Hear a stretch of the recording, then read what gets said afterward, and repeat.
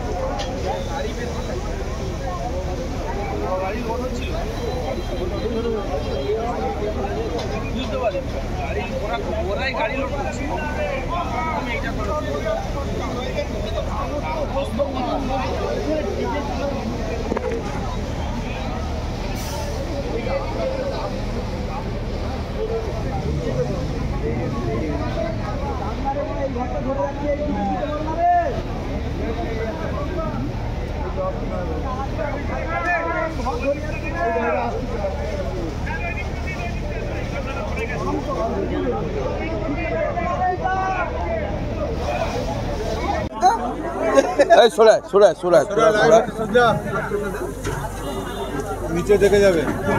হ্যাঁ দেখতে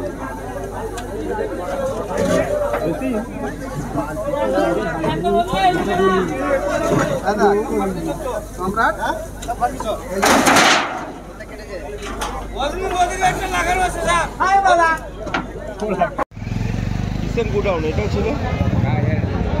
ওই খাতা ডেলিভারি গোডাউন, ডেলিভারি গোডাউন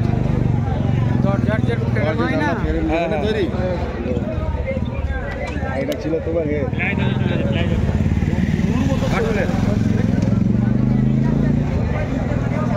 সামনে ওটা ডিঙ্গিটা ভালো আরাম করতে হলো ছেড়ে দাও। বল বল বল বল। হ্যাঁ হ্যাঁ একটু ধর না, এই ধর একটু ধর। খালি ফটো তুলছো, ফটো তুলে কাজ নেই। নেবার চেষ্টা করো দাদা, নেবার চেষ্টা করো। ফটো তুলে কি হবে? ফটো তুলে কাজ নেই, ফটো তুলে কোনো কাজ নেই। হ্যাঁ ফটো তুলে কাজ নেই।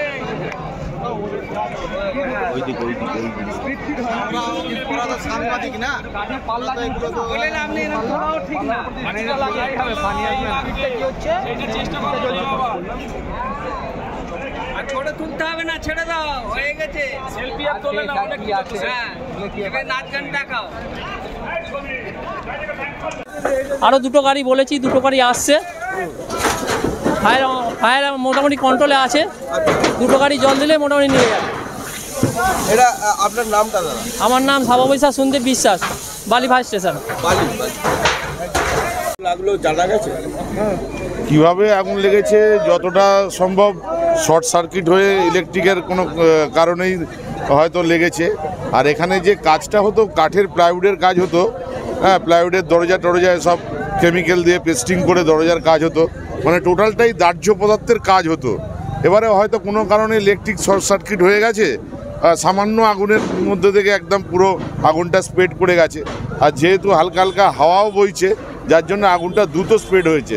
তবে মানে সবাই আমরা খুব ভাগ্যবান যে আমরা রাত্রে শুতে যাওয়ার আগেই কারোর চোখে পড়ে গেছে যে আগুন লেগেছে। যদি গভীর রাত্রে হতো তাহলে হয়তো অনেক বিরাট ক্ষতির সম্মুখীন হতে হতো। অনেক স্থানীয় বাসিন্দারা থাকে, তাদের ঘরেও আগুন ছড়িয়ে একটা বড় বিপদের সম্ভাবনা হতো। কিন্তু যাই হোক, সবাই মিলে ছুটে এসছে, ঝাঁপিয়ে পড়েছে।